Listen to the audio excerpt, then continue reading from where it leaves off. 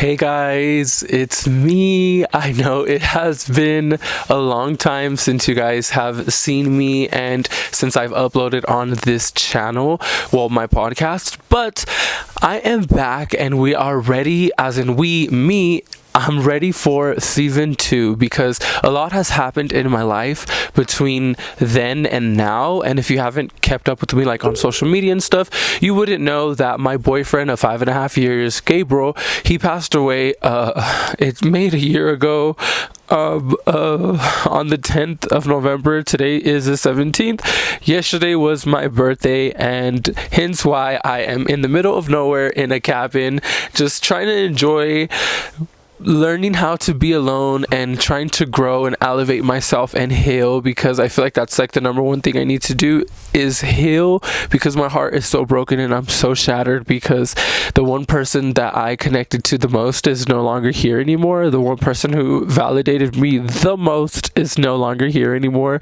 So I'm just kind of floating around, like a lost soul, trying to find, joy in things that I used to love doing, like this podcast. So that's why I wanted to start up season 2. So this is season 2. This is episode 1 with the one and only Chris, your host.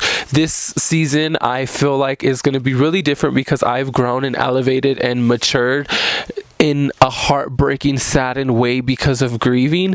But in a way, it's a good outcome because I'm more, I guess, understanding with a lot more things. I'm just not who I was a year ago, and I know people change and they grow and they elevate, but this change was like so dramatic. So it was something that like literally altered my world and everything. But I am filming in a cabin, like I said. It's pretty much like glamping. It's so freaking cute. I'm here with my 2 dogs. If you don't have me on Instagram, you haven't seen like all my posts and stuff. Honestly, if I'm being honest, this is the most clothing I've worn on this entire trip, because all my Instagram photos I'm literally just like in underwear, like literally underwear. Like, I've lost so much weight. I feel like it's so crazy how much weight I've lost, but I do work out consistently now. I'm in the gym literally every day. I'm literally about to drink my protein shake because I don't have coffee. There's no like Starbucks, even though we don't support Starbucks no more, but that's a whole other episode.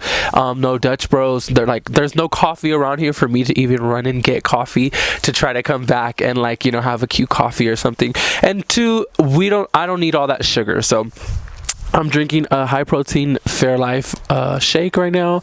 It's the morning right now. It's 10 a.m. This view is so freaking pretty. I wish I could film here every freaking day, but on this season we are going to be having guests clearly again, and we're gonna have a lot of different guests, a lot of different topics, a lot of because like I said, I've changed so much from the last time you guys saw me on here.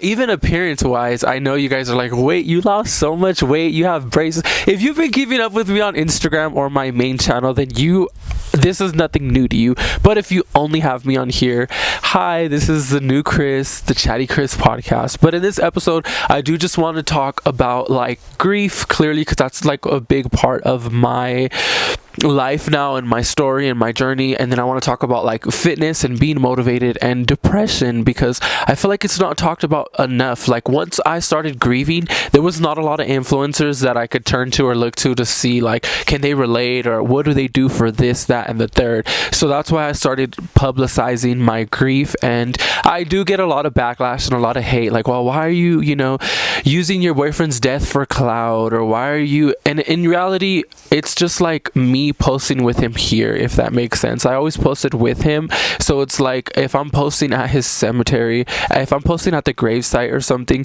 it's like me with him, it's like him here spiritually, not physically.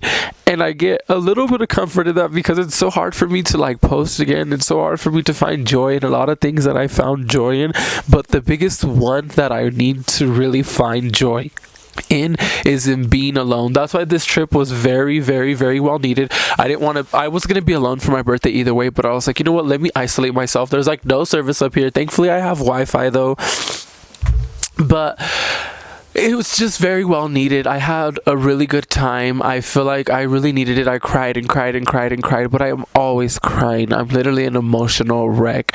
But I feel like I turned to the gym because it honestly, if I'm being for real, it really started because I used to go to the gym before with Gabriel, but it was never like how I do now. It was never like how I'm actually like motivated and I'm like on a strict diet, and I'm like, I would go to the gym then and then come home and eat hot fries. Like, it was just like I was just working out for nothing. But now I started, after Gabriel passed away, I started going to the gym with my brother because I wanted something to do. He's like, just get out the house. And I was not eating. That's why I lost so much weight. I lost like almost 40 pounds within a month, you guys, like of just grieving so hard. I was at 210 pounds. Today I weigh 164 pounds, you guys. I lost so much weight, and it's okay because I was clearly in a happy relationship. I was cooking 3 meals a day. I was always eating with my significant other, so that's understandable, like I was happy. So I look at pictures back then now and I kind of get a little disgusted because I'm like, why didn't nobody tell me I was so damn big? But I was happy. So that's what happens when you're happy and you're in love. And that was my soulmate. He loved my love handles, he loved me. So I turned to the gym because when I started going and I would work out, it was therapy to me because I was releasing stress, anger, and anxiety. And also after the gym, since I worked out my muscles, I would get an appetite. So I started eating. So I started gaining weight and stuff, gaining my weight back. I believe when I first, like my weight that I lost, I was like at 140 something. I can't remember the exact number. And I was just so skinny. And like everyone was like, you're so skinny, you're so skinny. Even now, I think when I see people that I haven't seen in a long time and they're like, oh my gosh, you're so skinny, it kind of breaks my heart because it reminds me of who I was before, and that person was so happy, so full of joy, so full of light. But I know that one day I will experience those little itty bitty pieces of happiness and joy that I felt then, eventually. I'm not saying like in a relationship, I'm just saying with life. I see life gray, like it is not happy. I'm so depressed all the time. I'm so lonely all the time. But it's not that I want like someone's company here. I'm lonely for Gabriel. I'm lonely for my boyfriend who passed away. I want him, not anybody else. Because when I was first grieving, I went through so many stages. My coping mechanism wasn't any drugs, alcohol, pills, none of that. It was honestly, my drug of choice was people. I would put myself in certain situations or like go around certain people just because they were like keeping me entertained or filling that void. I was so lost and lonely. I found myself looking for Gabriel and other people. Like, it was so bad, you guys. It was to the point where I was just going to hang out with guys even if their name was Gabriel. I was like, I'm gonna go. He's not even cute, I'm just gonna go. Like, and I'm not necessarily saying we would hook up and stuff. Majority of the time we would. I mean, clearly I'm still doing OnlyFans and stuff, and I know I still get a lot of backlash on that, but that's another topic. I feel like too, what's crazy, my ADHD is going everywhere, so just stick with me here, is I got a lot more backlash. Like, I've never received this much backlash ever in my whole years of doing social media, and I've been on social media for some time now. Until after my boyfriend passed away, then I feel like people seen me at my lowest, so they started throwing jabs, and like I can breathe wrong to some people and get canceled for it. So I feel like that's something that I'm like, wow, I just don't care anymore. The mindset and who I am today, I know Gabriel would love, because he wanted me to be like this back then, like not care about people's opinions, not care about materialistic things, be more humble and stuff. And now, like, it's kind of sad that it took him having to pass away for me to be who I am today, but it's part of my story, it's part of my journey, and it's part of my testimony. I'm not gonna get all Christian on you guys, because I know a lot of people are like, well, hey, how are you a porn star but you're a Christian? Hey, to each their own. All I have to say is God isn't going to ask you about my sins. But a lot of people, just been giving me a lot of backlash. So I'm like, be nice. That's why I'm really so nice now. I'm like, just any and everybody. You would never know. Like, I meet a lot of people and they're like, wow, like, you've been through so much and you're still like really nice and stuff. But I do meet a lot of people where they tell me they could see the grief in my eyes, or they could see like, I'm not the same, and that's okay.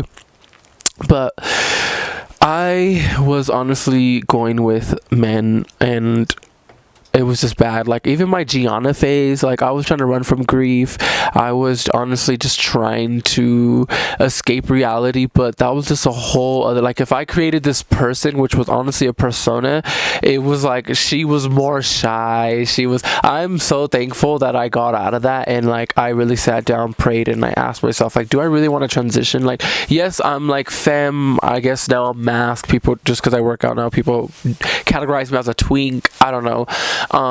But shout out to all my trans girls and trans boys out there, because it is not easy. It was that little month and a half I had, like, you know, trying to transition and stuff. It was crazy and brought up a lot of insecurities, but I was lost, and I thought if I became like a new person, perhaps I would run from my grief, when it didn't work like that. I was still the same person, and it was just a whole new other things I had to worry about. So I was like, okay, this is too much. Let me just stick to being who I am, and let me ride this storm, and let me show people that it's okay to not be okay, and it's okay to be grieving and still going. Every day I wake up and I don't want to be here, but I'm still here for a reason, and I tell myself that. And it's a battle between my mind and my heart every freaking day.